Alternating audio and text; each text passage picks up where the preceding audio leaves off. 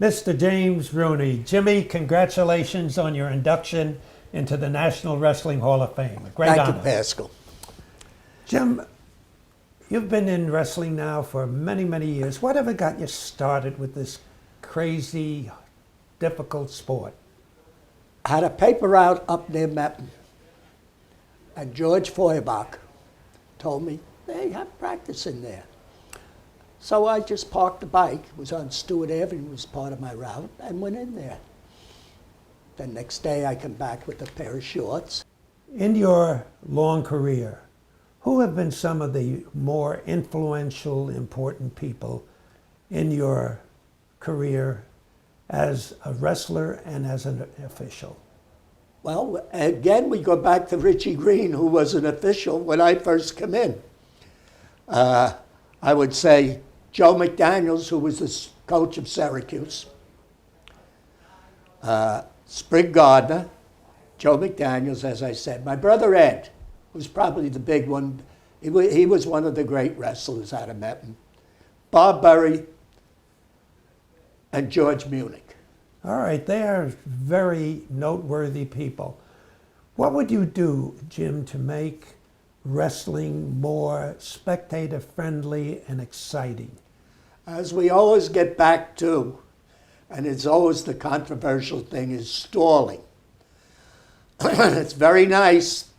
I went to the Nationals. They used 2 referees. So you don't have much of a problem. Also, they have it on TV and they play it back on a controversial score.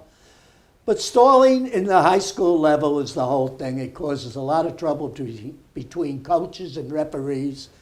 And I've never been, I wasn't good at it, and I did not call stalling much, you know, and I was known for not calling stalling. I would just let them wrestle. In other words, Jim, what you would do is you would make them wrestle out on that mat and make it more active. Stem to stern, yes. Great.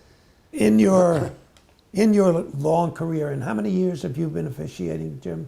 I've officiated for 52 years. 52 years. What's motivated you to continue over all these years? That's a long, long time. Well, I love the sport. My brother was coaching it at various places. He ended up in Central Islip, but he started at Plain Edge. And I used to, when I made it, I would go over and do his wrestle-offs and stuff like that. And